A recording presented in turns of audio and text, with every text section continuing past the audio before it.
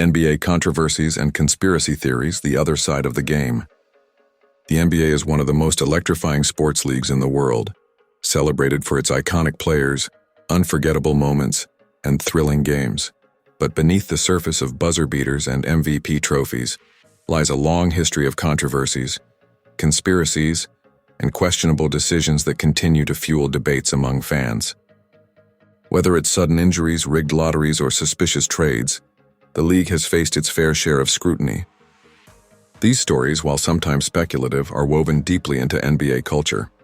Let's explore some of the most discussed and debated theories that have left a lasting mark on basketball history. Paul Pierce's mysterious wheelchair incident. Bathroom or bluff? Game 1 of the 2008 NBA Finals gave fans one of the most bizarre and talked-about moments in playoff history. Midway through the game, Boston Celtics forward Paul Pierce collapsed on the court, appearing seriously injured. He was taken to the locker room in a wheelchair, a sight that made fans fear the worst. But to everyone's surprise, he returned just minutes later, not only playing but making clutch shots that helped the Celtics secure a win. Years later, Pierce confessed on live television that the real reason he left the court was because he had to go to the bathroom. The revelation stunned fans and quickly went viral.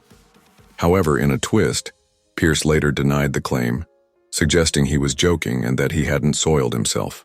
He argued that sitting in a wheelchair wouldn't make sense if he had actually had an accident. Regardless of the truth, the moment became part of NBA legend. Pierce went on to win the Finals MVP that year, but his mysterious trip to the locker room remains one of the most amusing and debated stories in playoff lore.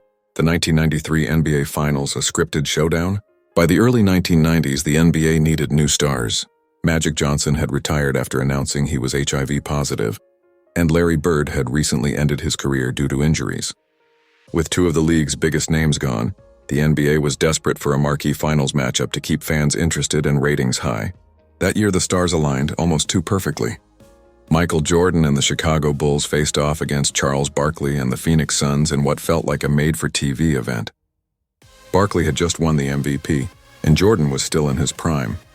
While there's no solid evidence that the NBA manipulated the playoffs, some fans speculate that the league favored a Jordan-Barkley matchup to boost global attention and revenue.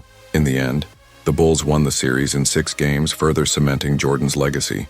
But the 1993 Finals remain a symbol of how narratives can sometimes feel too well-timed to be coincidence. The 2007 Spurs vs. Suns series. Was Phoenix robbed? One of the most controversial playoff moments of the 2000s came in the Western Conference semifinals between the Phoenix Suns and the San Antonio Spurs. Phoenix, led by Steve Nash, had finished the regular season with one of the best records and was widely regarded as the top team that year. Their fast-paced, high-scoring offense was revolutionizing basketball. However, during Game 4, Spurs forward Robert Horry delivered a hard foul on Nash, leading to a skirmish.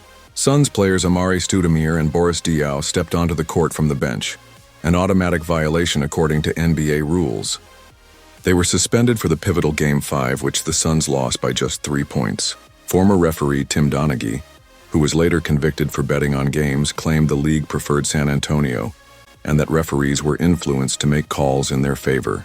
Many fans believe the suspensions ruined Phoenix's best chance at a championship, especially since the Spurs went on to win the title.